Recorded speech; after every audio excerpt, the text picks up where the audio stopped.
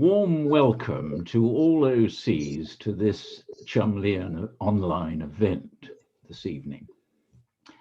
For those who don't know me, I am Richard Brewster, who is, I'm privileged to be the OC president. Now, it's my honor tonight to introduce a famous OC and the interview panel.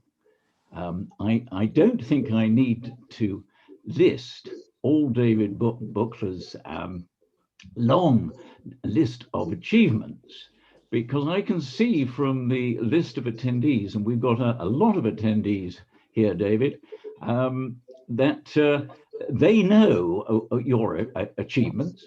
And in fact, I can see a lot of friends out there, which is wonderful.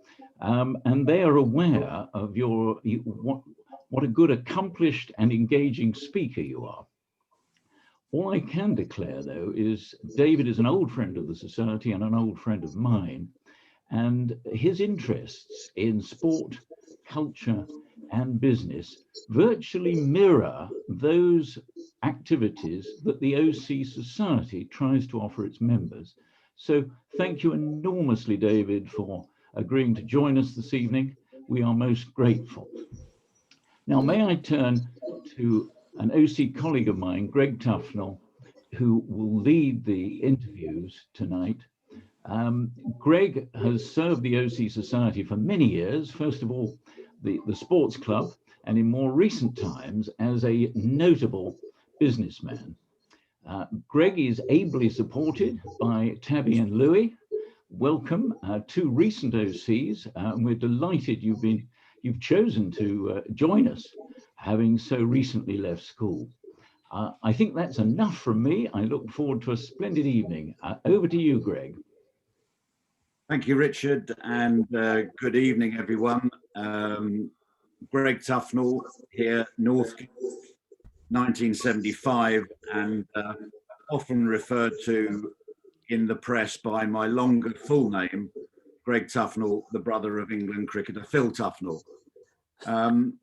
Before turning to David, our special guest this evening, I'd also like to welcome two somewhat younger OCs in Tabby and Louis, who I understand are passionate about music and have appeared in several operas, including some at the English National Opera, and also are going to help me with the questions this evening.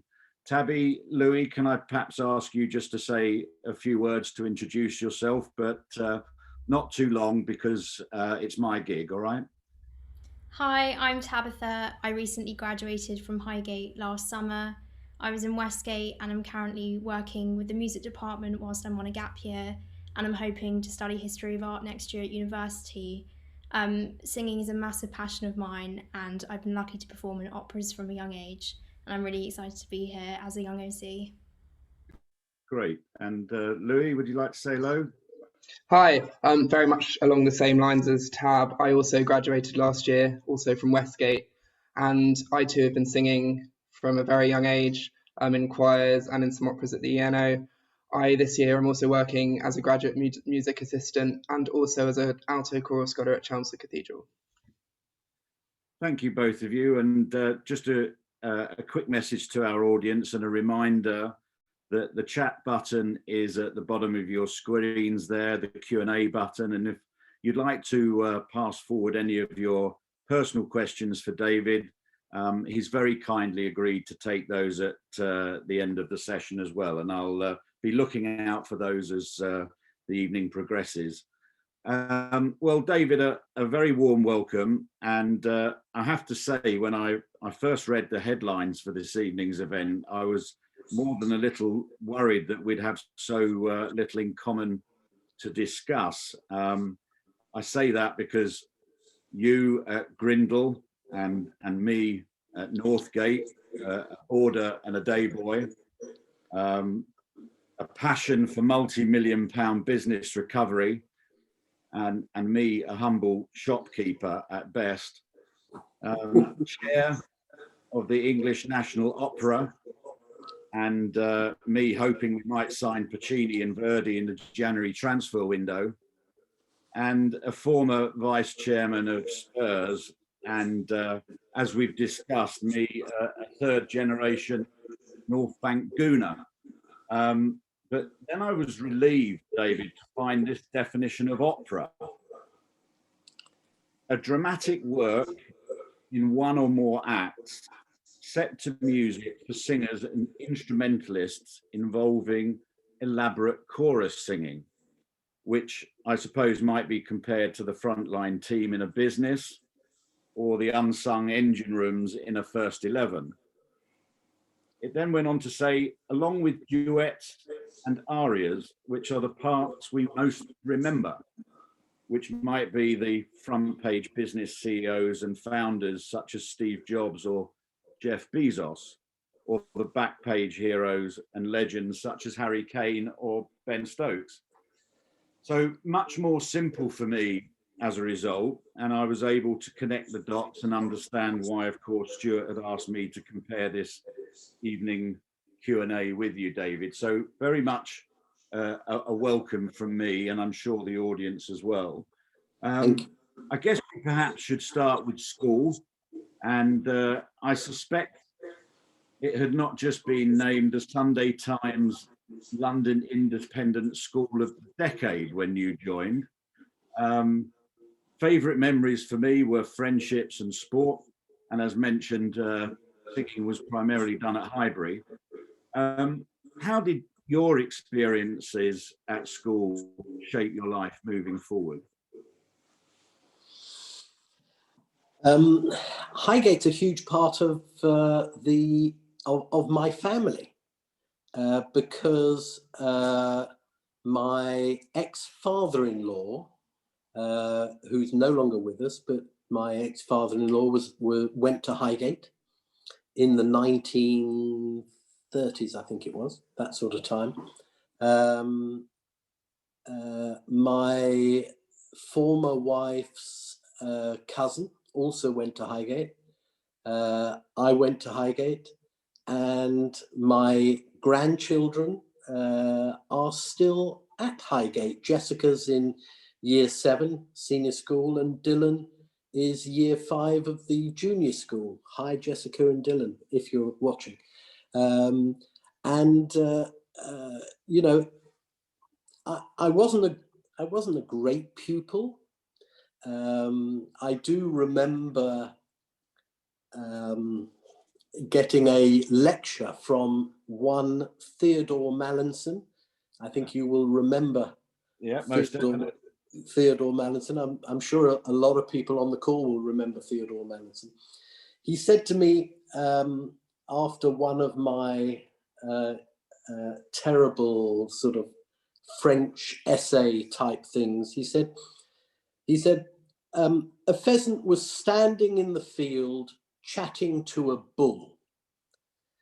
I'd love to be able to get to the top of that tree, sighed the pheasant, but I haven't got the energy. Well, why don't you nibble on some of my droppings, said the bull. They're packed with nutrients. The pheasant pecked at a lump of dung and found it actually gave him enough strength to reach the first branch of the tree. The next day, after eating some more dung, the pheasant reached the second branch, and so on, until finally a fortnight later, there he was, proudly perched at the top of the tree. Whereupon he was spotted by a farmer who dashed into the farmhouse, emerged with a shotgun, and shot the pheasant right out of the tree.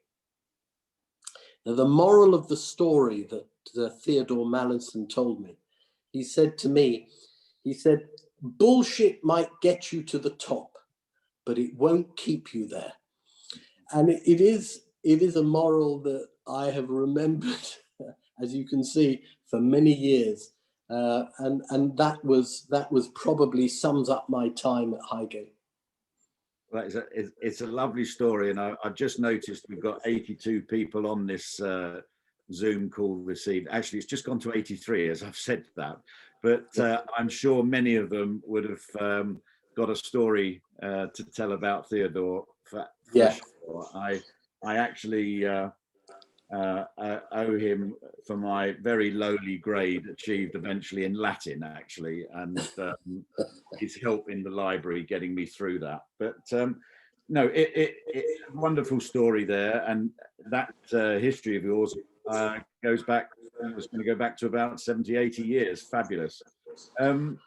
Let's perhaps start with your passion for opera, and it gives me an opportunity to bring Louis and Tabby in. Louis, would you like to kick off with the first? Yeah, sure. So you must be so busy, but you're clearly always a happy and positive person. Is there a secret to this? Maybe taking the time to pursue your enjoyment of the arts? You know, I tell you, Lou, the arts for me have been a very important part of my life. When I was a really young kid, probably 3 or 4 years old, my father had one of these, his master voice record players, and they had 78 on them, you know, which would go round and round, and you know, a few minutes later you'd have to change the disc. I was my father's changer, and he had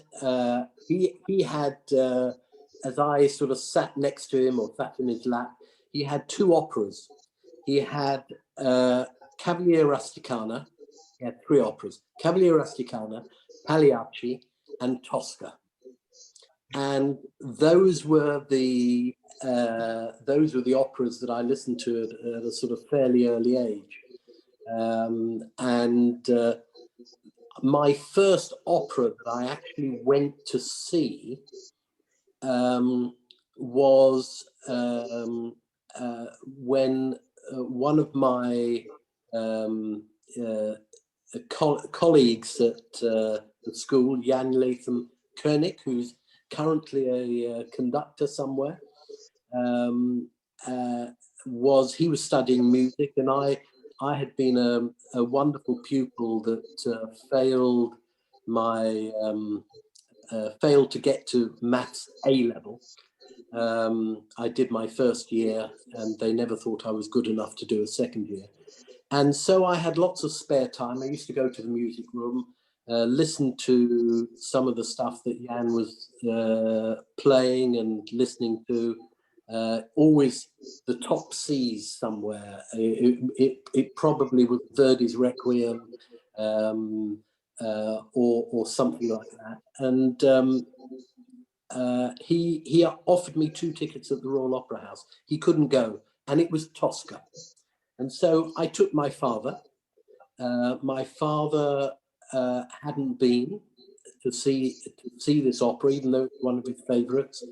So we went together, and it was the most incredible experience.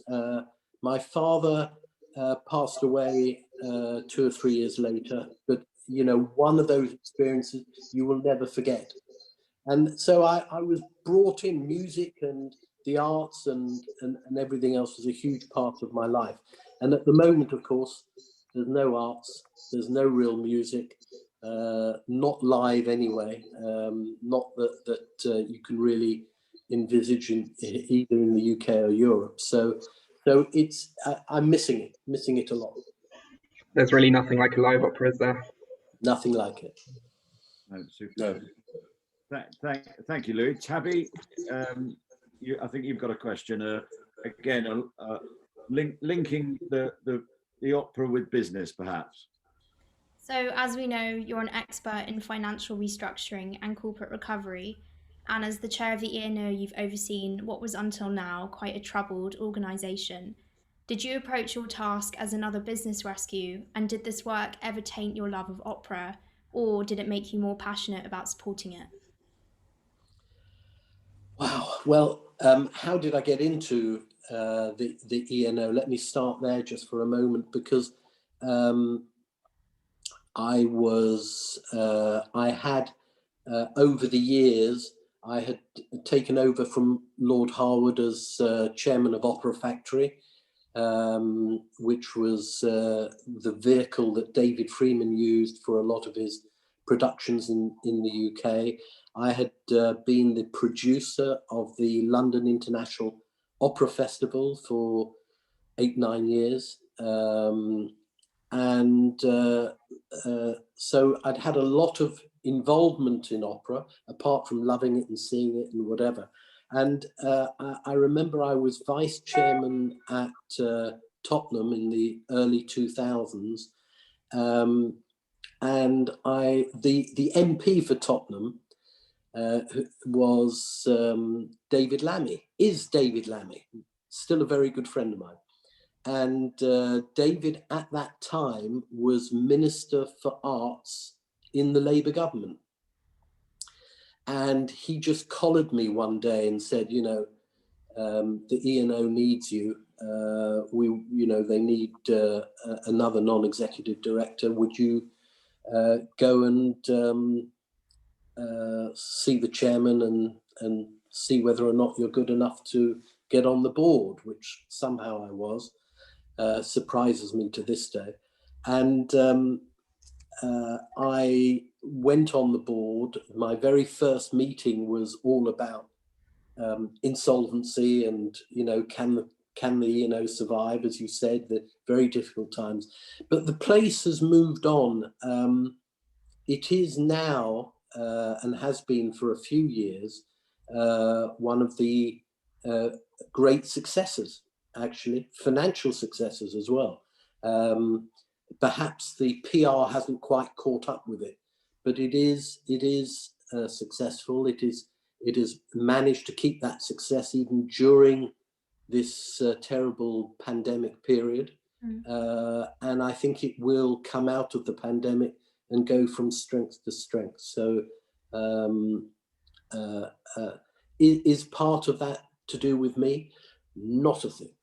But is part of that to do with the board and the chairman, Harry Brungers, as Stuart Murphy as CEO at the moment, and whatever. They've done a great job. I applaud the job that they've done there. Superb. Thank you, David. Thank you, Tabby. If that was your opportunity to combine business with opera, maybe now a few questions on the opportunity to combine business with sport, and obviously your great passion for Tottenham. But just looking at football as it is today, it's a business model based on billionaire or sovereign wealth, combined with exorbitant rights deals. Is that a sustainable business model, do you think, if we were to look at it from that point of view? Well, you wouldn't have thought so many years ago, but football has moved on in a huge way, and actually football has moved on in a way which you wouldn't really have imagined. There were some great visionaries in the years gone by. At Tottenham, we had Irving Scholar and Paul Bobberoff. At Arsenal, you had David Dean. And as you know, half my family is blue and half my family is red. So my grandchildren, Jessica and Dylan, are from the Dean stable, and because my daughter married David Dean's son, and the other half are from the blue stable. So they had a vision in the 90s, and that vision grew, and I was my first stint at Tottenham was in 1991, in that era, and partly with Alan Sugar as well, who did some great stuff at that time, and then with Daniel Levy in 2000 as well, until 5 or 6 years later. And there was a real vision, and Daniel had a real vision. And if you look where Spurs are now, if you've been to their stadium, if you've seen their training ground, 100 acres of training ground near Enfield, beyond anything, beyond wildest dreams, the stadium is probably the best stadium in the world, the most unbelievable stadium, which, it's got 2 pitches. So you've got your grass pitch on top, and then you don't want the grass pitch, you move that away. The other one, the artificial pitch, comes up and the grass pitch goes underneath. The design and the way that it's been made is beyond anything. So, the current directors and the chairman at Tottenham, Daniel Levy, has done the most incredible job in making the club where it's at. And Tottenham is not a sovereign wealth type of organisation. It hasn't got, whilst Joe Lewis is a major shareholder, Daniel Levy is also a major shareholder, but there's not that huge amount of money that has gone into it. It's been through proper business acumen and a good team, administrative team, as well as building a good team with great managers, that has enabled Spurs to get where it has done. Spurs haven't bought success from that point of view, in the same way that I think Arsenal really didn't buy success, and it had great success in its own way. I'm sorry to say, during the last 10, 20 years, 10, 15, 20 years. I do think things go in cycles. I think whatever the situation in relation to clubs, things go in cycles. The great work that some of the great teams have done over the years, from Blackburn to Leicester, and teams like that have actually won, in great style. I think that's fantastic. I think that goes beyond just putting money in and getting wealth from sovereign wealth or billionaires. Yeah. And you mentioned there two periods that you were heavily involved at Spurs, and this question doesn't need or indeed warrant a long answer, but what are your memories of your time at Spurs? It was constant change. Yeah. There was so much going on, and there needed to be a lot of change, because football was changing and was changing very fast. And if you look at where football is today compared to where it was 10, 15, 20 years ago, vastly different place. So it was the constant change. Yeah. Sorry, go on, David. No, and also the change that you had to do, not just from the administrative side and in terms of how things worked financially, but also the change in relation to how you dealt with the people and the players and everything else. Today, the players, are in such a different place to where they were 10, 15, 20 years ago. Yeah. And change is very much a constant in business as well. So, looking back over those restructures, insolvencies, takeovers, what would stand out as the biggest challenge that you faced during all of those epic situations?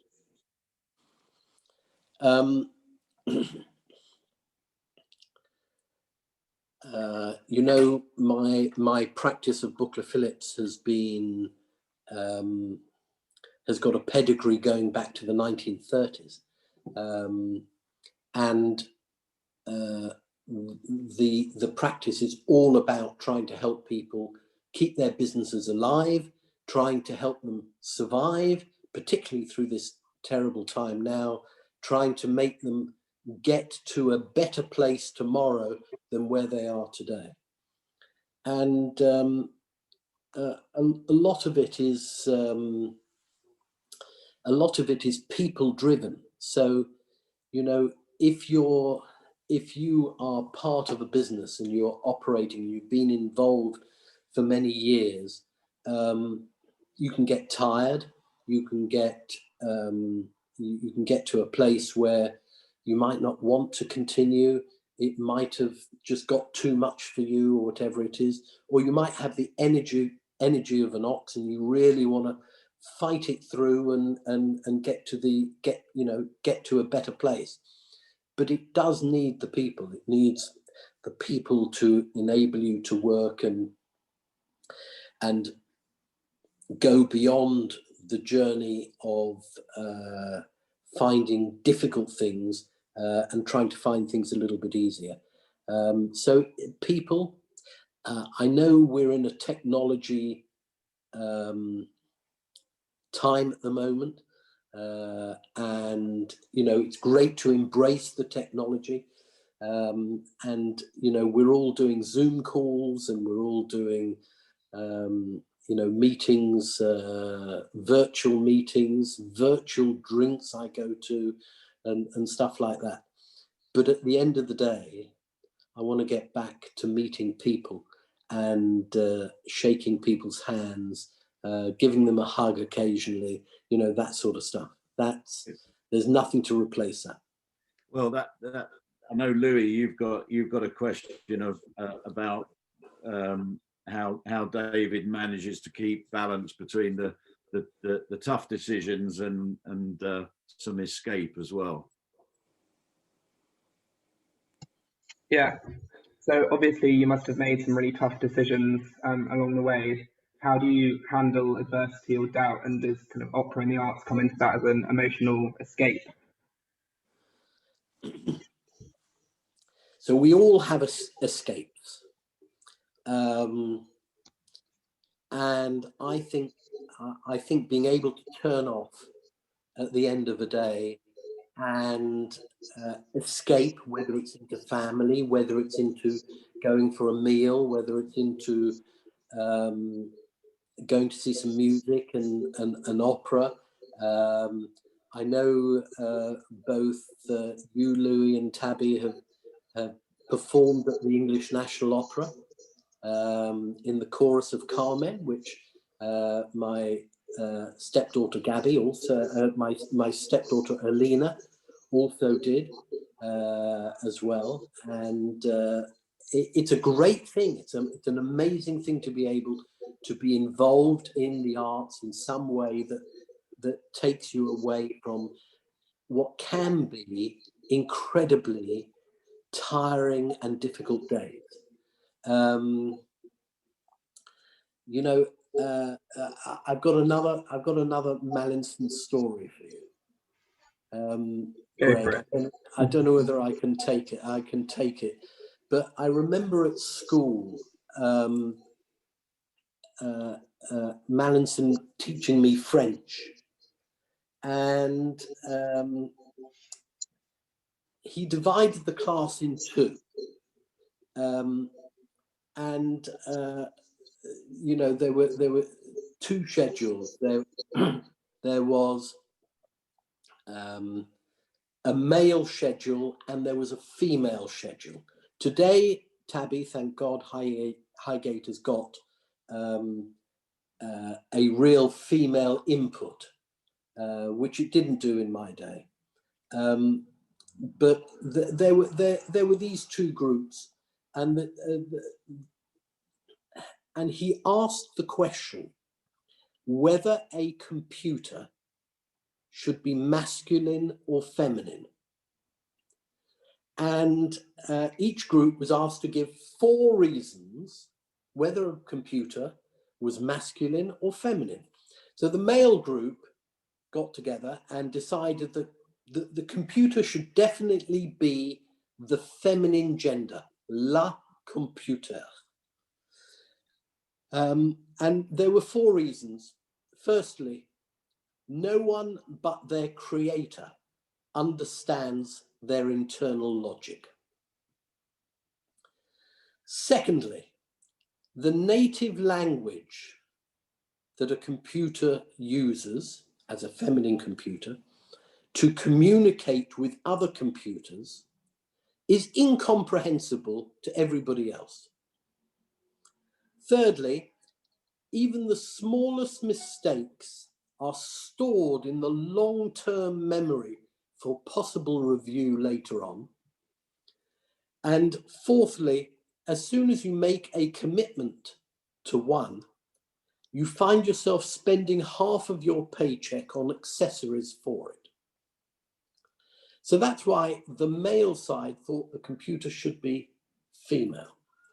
The female, the women's group, however, concluded that the computer should definitely be masculine, le computer.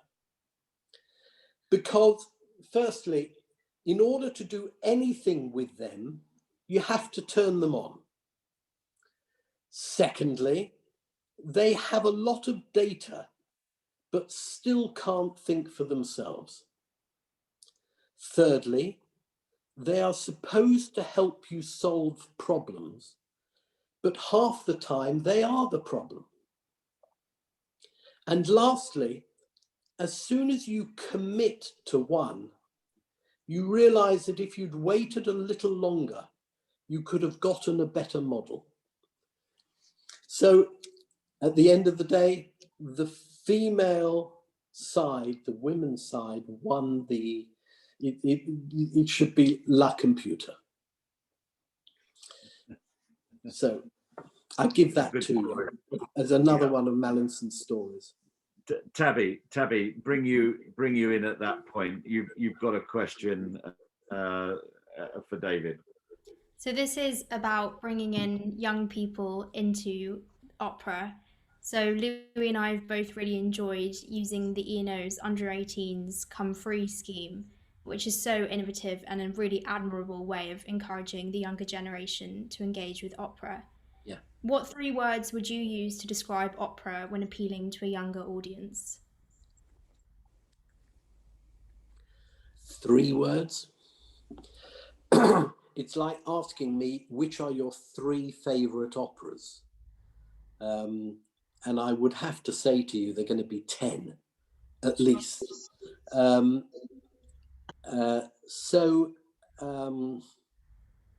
3 favorite words to describe opera. It's immense. I do think opera is immense. It is emotional.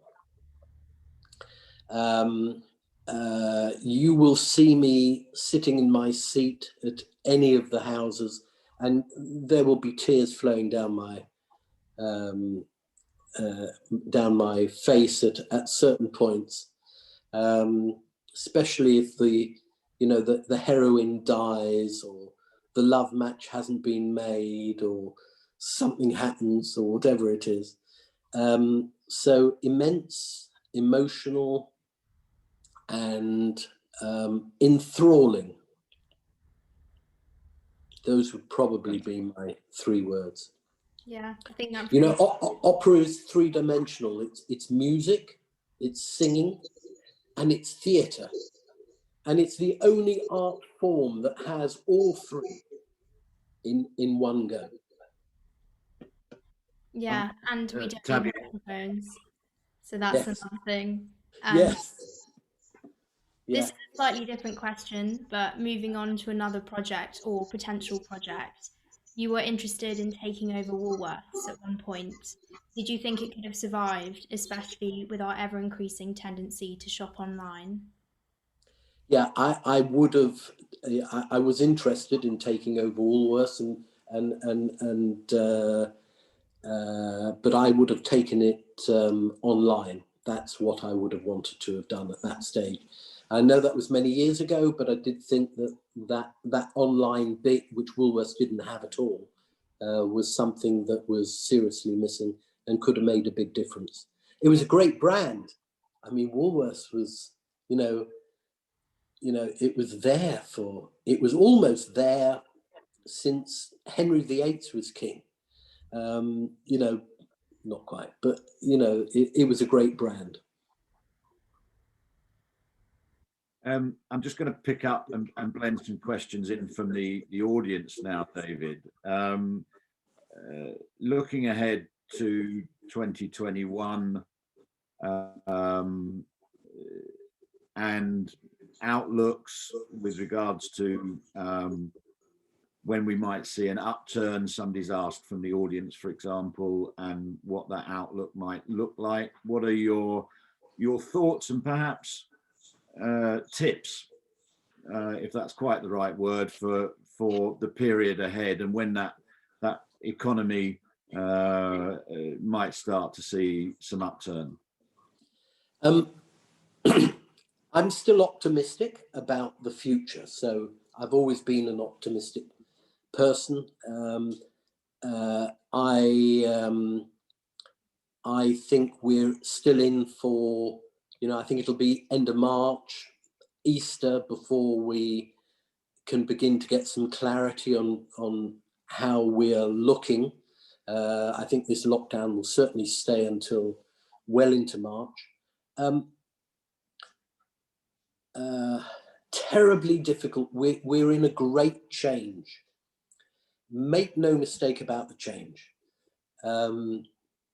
The working environment is changing hugely, and that will affect all sorts of things. It will affect not just going into the office. I still believe offices are going to be needed, but I think the way we work and the ability that we're going to have to work in a different environment is going to be clear.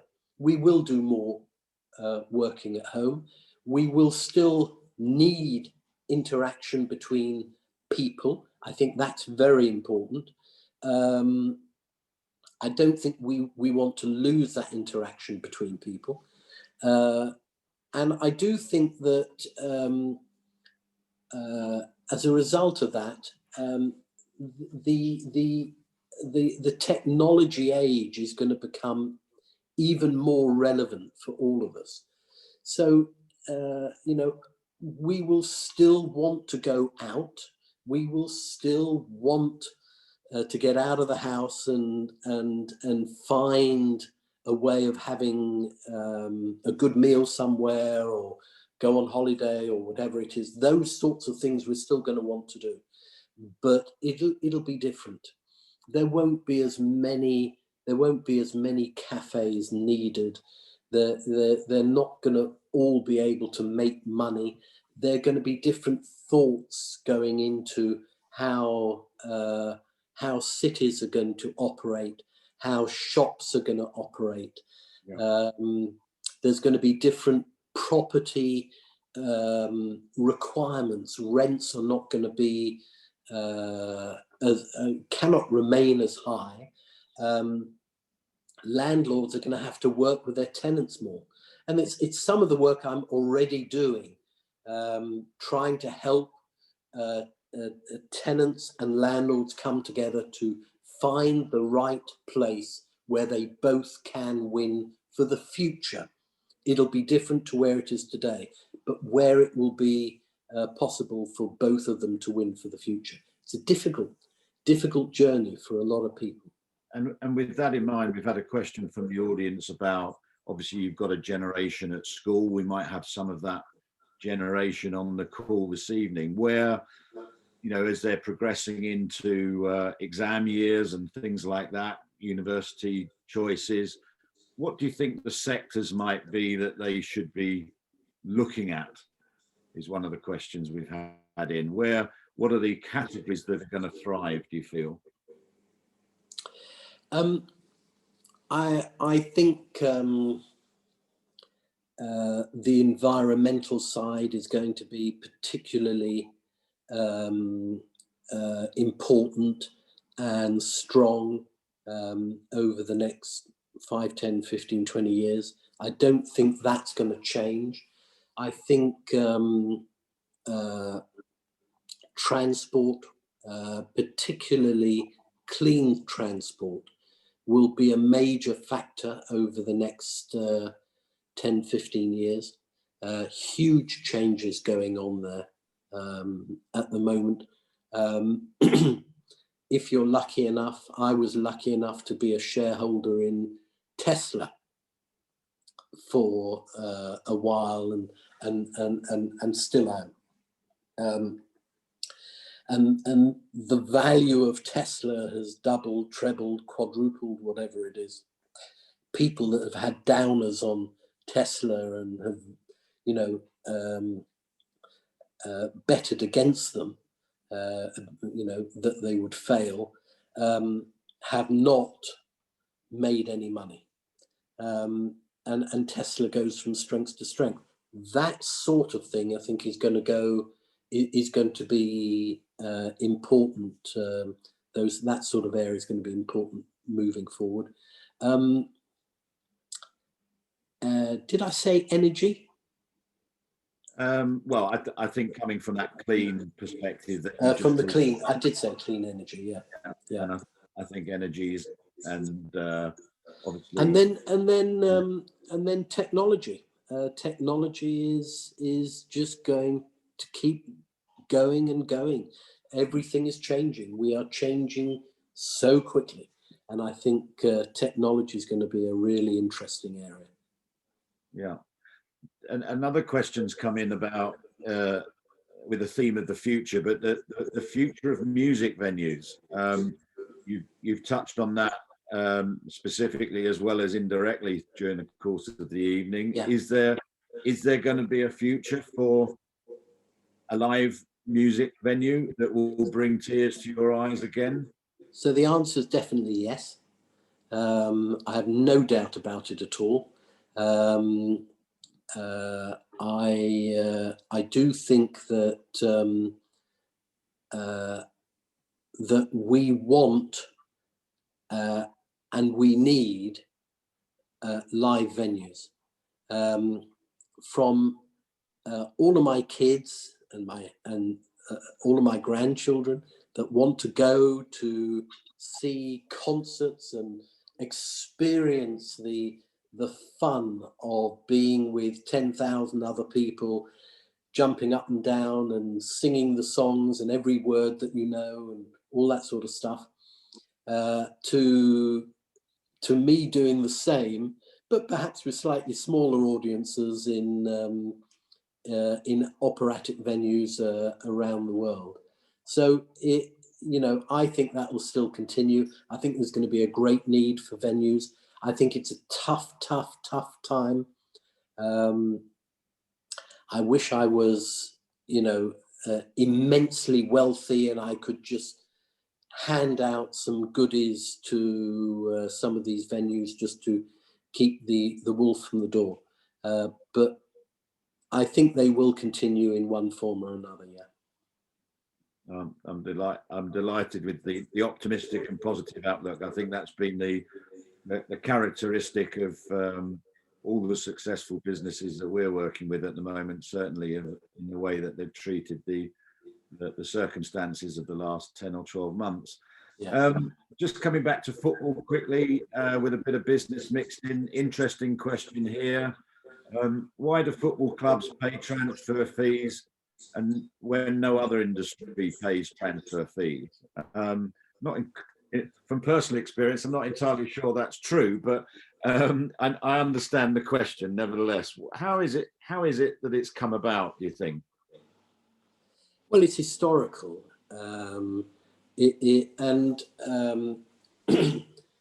Even pre-Bosman, you had quite a lot of you had transfers and you had people wanting to do better for their club and try and there was a scheme of things. At the lower end, you wanted to transfer players out in order to get a bit of money in, because you needed the money in to survive. At the upper end, they wanted the better players in order to win cups and leagues and silverware. It's supply and demand. There's nothing more really that you can say on that, and I think it will continue. And bearing in mind the events taking place in about half an hour's time, the inevitable question: do you think Spurs can win the league this season? Well, I don't think Arsenal are going to win the league this season. I can't. I'm sorry, Greg. Agree with you on that one either. But that's passing the buck a little bit. Listen, it's very exciting for Tottenham because they're doing as well as they've done, for a long time over the last few years. And yes, they haven't won that bit of silverware yet, but there've been some incredibly exciting experiences, unbelievable experiences. In the Champions League last year, and with when Pochettino was the manager, did brilliantly well. And now I think they're now that the year ends in a 1, I think it's going to there'll be something positive happening. Okay, interesting. What question come in here from the audience as well? From a composer's perspective, opera has been a risky venture, considering the immense outlay of time and energy and unreliable performance prospects. In today's climate, is a composer better advised to stick with small-scale projects such as chamber music, rather than aspiring to bigger forms? What would your guidance be to our composer? Clearly, and we've still got well people on the call, David. So until I'm told to cut, I will keep going, and we've got lots of questions. I think that it's difficult for young composers. I think music has changed. So if you look at the change in the 20th century, between the 20th century music and the 19th century music, there's a lot of change. If you look at somebody that's gone across the divide, I know somebody like Richard Strauss or somebody like that, you will see a real change in the music he delivered over the years that he was composing. And it is the same now, and it's very difficult to get it's very difficult to get a substantial piece of work in one of the main opera houses if you are a new composer. Very difficult. But it's not impossible, because there have been Adams and people like that have managed to produce some great work, but it is difficult, and it always has been. It has been difficult down the ages.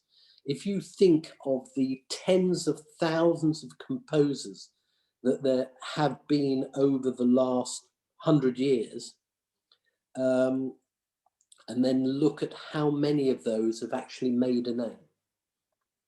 Very few. Okay. I was very lucky to get involved with the old Cholmeleians Society in my lower 6th year, and I'm always conscious of, we've got Tabby and Louis on the call, and hopefully others in the audience tonight, either still at school, like your grandson and granddaughter that you've mentioned, or those in the senior school or recently left. In wrapping up the session this evening, you've given us an amazing insight into these 3 passions that you have for business, opera, and for Tottenham Hotspur. Perhaps with that younger audience in mind, two questions in one. what were the motivations, and what advice would you share with them? Oh, you've got to go. You've got to go for it. You know, if you're, I'll talk to Tabby and Louis just for a moment, because you represent part of Highgate that has, whilst you've just left from last summer, you represent the younger side of Highgate, and you have both got a passion for singing, both got a passion for music, for the arts and whatever else it is. And I would say to you, just go and realize your passion. Don't sit back and say, oh, I've got a passion, I really love it, but do nothing about it. You are responsible for yourself, not your mum or your dad or your relatives or whatever else it is. You're responsible for yourself, and you are the ones that can make it happen for yourself. And I urge you and all the younger people listening, you want to be, you want to do something, you want to get involved in a way that you know is going to be passionate for you, go and do it. Just go and do it. Find a way, make it happen. Okay, great. Well, David, I've thoroughly enjoyed this evening. I've done a lot of Q&As. You usually a touch later at night and slightly less civilized than this one, I'll have to confess, in many respects, but it's been an absolutely fabulous evening. I've found it fascinating, and as I said, we've still got 70 participants on the call, and we never so talked you about clearly cricket. kept well, that's good. You always have to. Right. Well, we need to have given Richard and Stuart another reason to get invited back, you see. So you always write the autobiography with the next release in mind, you see. So David, I mean, from a personal point of view, thank you very, very much indeed. Tabby, Louis, really great to have you alongside as well, representing, well done, guys. As David has said, a much younger audience and our future generations coming out of Highgate School. And with that, I'll hand you back to Richard Brewster, our OC chairman. Thank you, David, very much. Thoroughly enjoyed it. Greg, thank you for the skill with which you've conducted the evening and the questions. I think your suggestion that you keep something in your pocket ready for the next occasion was a wonderful one, and I'm sure we'll be taking you up on this. I'm sure you'll all agree it was a wonderful evening, and you conducted it with such warmth, real, true OC warm spirit. I know none of us like having to do it online, but it was as close as you can get to all being in one room together, which was wonderful. Thank you, Tabby and Louis, for your contribution. You really great stuff. Your first occasion at an OC event, I think, but well done. You did it with great skill. It would be very remiss of me on this occasion not to mention the organizers behind this who made it all possible. Stuart Evans and his team of Claire and Jasmine have been working hard to make it possible. We've had a series of online events, and this is just another one which has gone extremely well. So a big thank you to you all for your support there. May I also thank the OCs for some excellent questions. Without the OCs attending and asking those questions, the event would be rather dull, and in fact it was far from dull. So well done all of you for attending. Sadly, we continue with online events, but the good news is that these keep us in touch, give us a lot of fun. And David, you've added to this fun hugely. For the foreseeable future, we will continue with these events. But just like David said, my God, we all look forward to being able to have that handshake and even a hug. It might not be with you, David, but there you go. Now, finally, on behalf of the whole society, a huge thanks to David for being such a star this evening. We really did appreciate it. Greg showed great skill in managing to get all your stories out of you. But my God, there's a host of stories. I think there's a danger you did it so well, David, you might be invited back yet again. A real star performer. Now, it is traditional at this time for me to ask you to put your hands together, and I know all the audience out there, but I think knowing all of you back home, you probably got a glass in front of you and you might knock it over. So I'm going to do it on your behalf here. So a very big hand for you, David. Thank you so much.